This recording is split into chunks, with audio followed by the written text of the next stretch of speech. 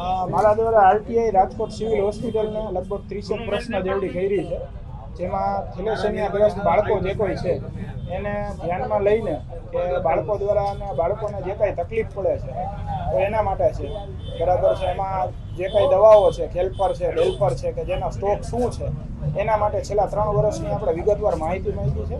આ માહિતી માગવા પાછળનું કારણ એવું છે કે જો આ 500 થી વધુ જે સિવિલે પોતે સ્ટેટમેન્ટ આપ્યું છે કે 500 થી વધુ બાળકો અમારી પાસે નોંધાયેલા છે. આ નોંધાયેલા બાળકો જો તમારી પાસે 500 થી વધુ જોતું તો તમે દવાઓનો સ્ટોક કેમ ન રાખ્યો? બરાબર છે. દવાઓનો સ્ટોક નથી રાખ્યો તો એની પાછળનો મુખ્ય જવાબદાર કારણ કોણે અધિકારીએ દવાનો સ્ટોક રાખ્યો નથી, બરાબર છે. એના માટે આપણી આરટીઆઈ છે વિગતવાર આપણે છેલ્લા 3 વર્ષના સ્ટોક હિસાબથી માંડી અને તમામ જવાબદાર અધિકારીઓ વિરુદ્ધ આપણે બધી માંગેલી છે.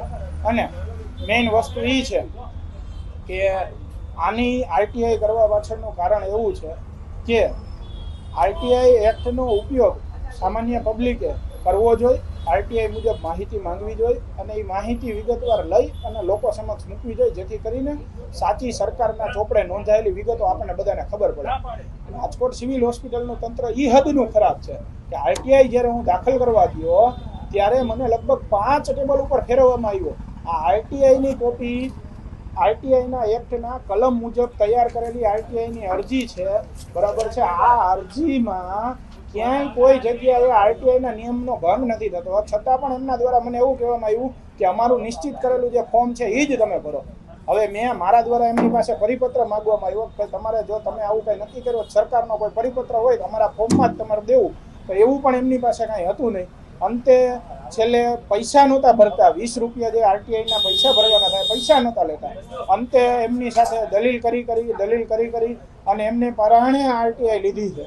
હવે જોવાની ખૂબી એ છે કે આરટીઆઈના અધિકારી જે કોઈ નિશ્ચિત થયેલા છે સિવિલ હોસ્પિટલના એ માહિતી આપશે કે ફરી પાછી કાયદાની કોઈ કલમ એવી રજૂ કરશે.